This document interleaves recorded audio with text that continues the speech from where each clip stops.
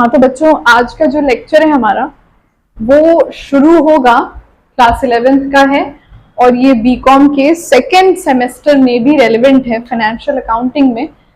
तो फिर ये जो होता है फाइनेंशियल अकाउंटिंग का लेक्चर है हमारा, ठीक है बेटा। फाइनेंशियल अकाउंटिंग भी कह सकते हो, तुम्हारे बुक में नॉर्मल जो अकाउंटेंसी है वो सारा कुछ कह सकते हो बच्चे। ये जो है फाइनल अकाउंट्स का हमारा चैप्टर है।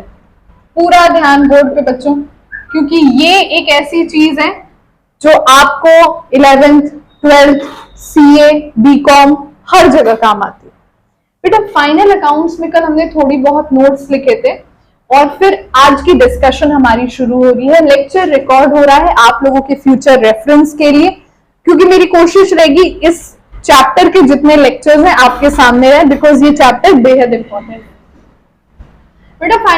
फाइनल अकाउंट्स में हम दो तरह के स्टेटमेंट्स को प्रिपेयर करते हैं।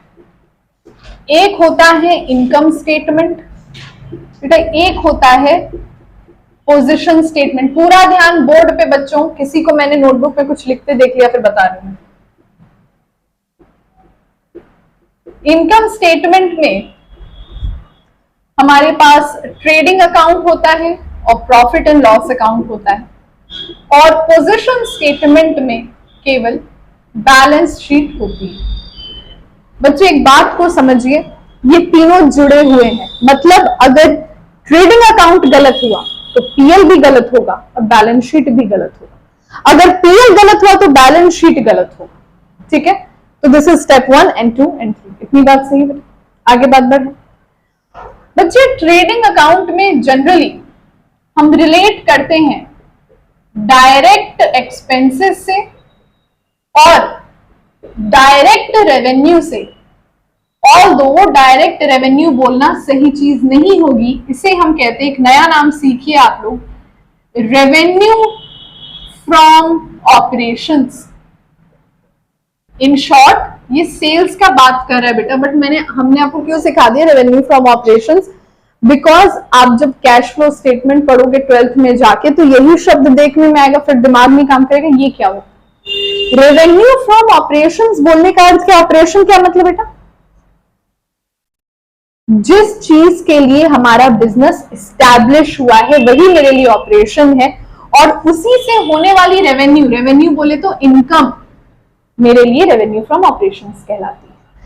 तो ट्रेडिंग अकाउंट में हम दो ही चीज से कंसर्न है, डायरेक्ट एक्सपेंसेस, डायरेक्ट रेवेन्यू, ठीक है बात। अब बेटा यहाँ पे अगर तुम्हारे डायरेक्ट एक्सपेंस ज्यादा है डायरेक्ट रेवेन्यू से, तो जो फिगर आती है उसे हम कहते हैं ग्रॉस लॉस, और अगर तुम्हारा डायरेक्ट रेवेन्यू ज्यादा है डायरेक्ट एक्सपेंस से, तो जो फिगर आता है उसे हम कहते हैं ग्रॉस प्रॉफिट। यहां तक मेरी बात क्लियर हुई? क्लियर है बेटा, आगे बढ़ाएं। उसके बाद जब आप ये ग्रॉस प्रॉफिट या ग्रॉस लॉस एकदम सही लगाते हैं तो फिर आपको देखने मिलता है बेटा पीएल अकाउंट। अब ये जो पीएल अकाउंट का सीन ये होता है कि यहां पे हमें इनडायरेक्ट एक्सपेंस और इनडायरेक्ट इनकम मिलती है। बात समझ में आ रही है? मतलब कुल मिला के जितना बिजनेस ने अतिरिक्त कमाया या अतिरिक्त गंवाया, वहां पे ये चीज आती है। और जब ये भी हम ग्रॉस लॉस में जोड़ देते हैं या ग्रॉस प्रॉफिट में जोड़ देते हैं, तब हमें मिलती है अगेन दो फिगर्स। या तो आपको बच्चों नेट लॉस आ जाता है, या तो बेटा नेट प्रॉफिट आ जाता है। क्लियर है बच्चे? इधर it can be net loss और it can be net profit. अब बेटा अगर नेट लॉस आया तो वो जो बिजनेसमैन ने कैपिटल, याद करो चैप्टर 2 में पढ़ाया था, कैपिटल क्या होता है, पूंजी होती है जो कैपिटल बिजनेसमैन लगाता है।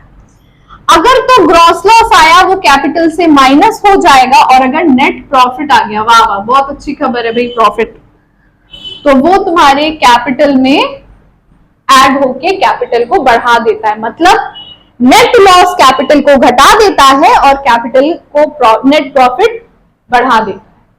बेटा कहीं कोई दिक्कत अभी तक 100% इतनी जितनी बात मैंने बोली दिमाग में बैठा लो। ये बात बैठा लोगे तो ही हम आगे की डिस्कशन पे आगे बढ़ सकते हैं। बोलो ठीक है, आगे डिस्कशन करें। ओके, इसको नोट डाउन कर लो जैसे तुम्हारी सुविधा। रुक जाओ थोड़ा, बैलेंस शीट के बारे में भी हल्का सा डिस्कशन कर लेते हैं। बच्चे, बैलेंस शीट कंप्राइज करता है आपके एसेट्स और लाइबिलिटीज के बारे में। किसके बारे में? अब देखो, याद करने का एक ट्रिक मैं सिखा रही हूं। L for left, L for liability. Okay, तो अगर लेफ्ट कॉलम लाइबिलिटी का है तो ऑटोमेटिकली राइट कॉलम किसका हो जाएगा? एसेट्स का। बच्चे हमेशा याद रखो, अगर बैलेंस शीट टोटल मैच नहीं करी तो मतलब बैलेंस शीट गलत बनी है। एक दफा एक स्टूडेंट ने क्या किया था, वो मैच नहीं किया था तो वो उसमें सस्पेंस अकाउंट बना दिया। गलती से भी ये गलती मत करना, ये कहीं भी सब सस्पेंस अकाउंट घुसा देते हैं, वो नहीं करना। हमेशा तुम्हारे लाइबिलिटी और एसेट हमेशा मैच होनी चाहिए बेटा। नहीं मैच हुआ है तो कहीं ट्रेडिंग में गड़बड़ है, पीएल में गड़बड़ है, या हो सकता है बैलेंस शीट में ही गड़बड़। बच्चे, एसेट का मतलब होता है संपत्ति और लाइबिलिटी का मतलब हो गया दायित्व।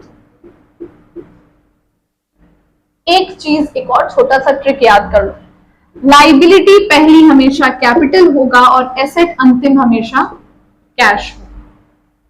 ठीक है बेटा? आकांक्षा क्लियर है बच्चे? The first liability is always capital and the last asset is always cash. इनके अतिरिक्त हमारी जितनी संपत्ति होती है हम एसेट में डालते हैं और जितना दायित्व होता है हम लाइबिलिटी में डालते हैं। और मान के चलिए अगर यहाँ फिगर आया 11 11 11 11 तो यहाँ पे भी फिगर क्या आना चाहिए? 11 11 11। ठीक है बेटा? ये अपने हिसाब से कॉपी कर लो, ये तुमको उस टाइम पे काम देगा जब तुम क्वेश्चन लगाने बैठोगे और दिमाग भी काम करेगा कि यार ट्रेडिंग में क्या और बैलेंस शीट में क्या। कॉपी करो बच्चों।